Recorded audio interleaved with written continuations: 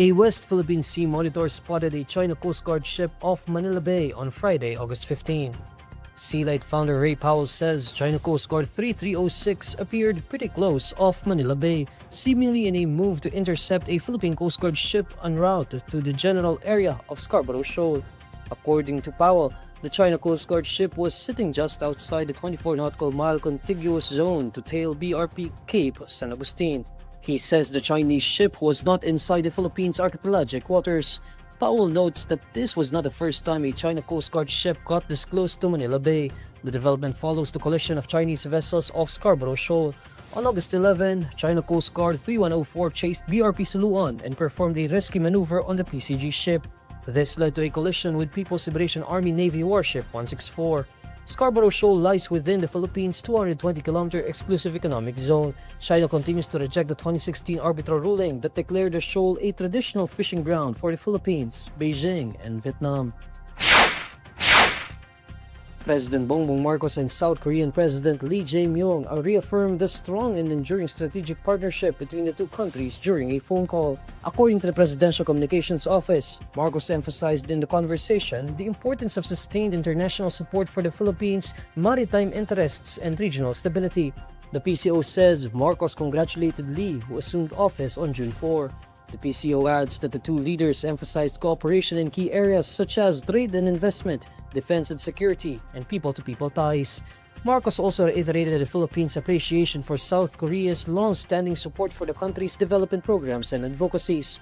The president likewise expressed eagerness to meet Lee during the upcoming 2025 Asia-Pacific Economic Cooperation Summit, which South Korea will host later this year. The PCO says Lee assured his support for stronger association of Southeast Asian nations and South Korea engagements. The Philippines will assume the ASEAN chairmanship in 2026. Relations between the two countries were elevated on October 7, 2024 through the joint declaration on the establishment of a strategic partnership. Ambassador to the United States Jose Manuel Romualdez says Washington is discussing the possible deployment of more missile launchers in the Philippines, but both sides have yet to reach a final decision. Romualdez tells the Association Press that the possible deployment of more Navy Marine Expeditionary Ship Interdiction System missile launchers was being discussed for consideration by both sides. He says the anti-ship missile systems could be installed along Philippine coastal regions facing the South China Sea and outlying regions to beef up deterrence against aggression.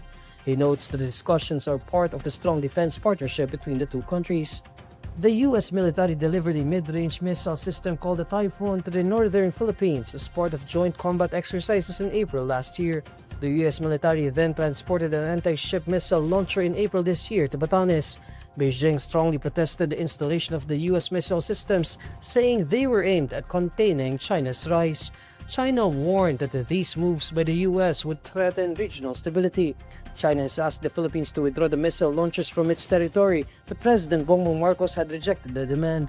The U.S. has repeatedly expressed its commitment to the Philippines to provide defense and security support, including against potential armed attacks in the West Philippine Sea. The Philippines and the United States are bound by their decades-old Mutual Defense Treaty to practice mutual defense support and cooperation.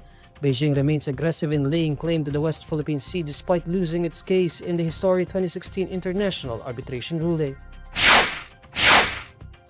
Liza Soberano confirms that she and Enrique Gil have ended their relationship, ending the long-standing speculations about their breakup.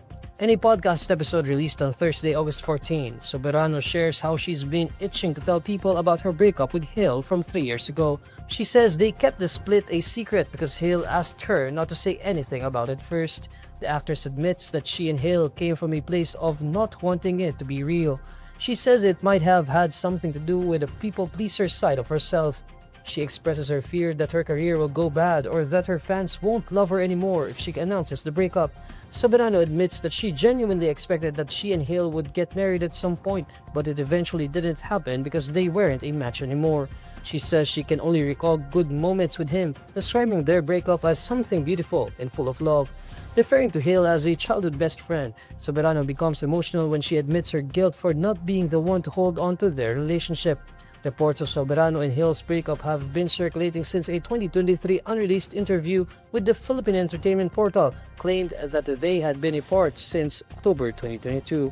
At the time, neither confirmed nor denied the rumors.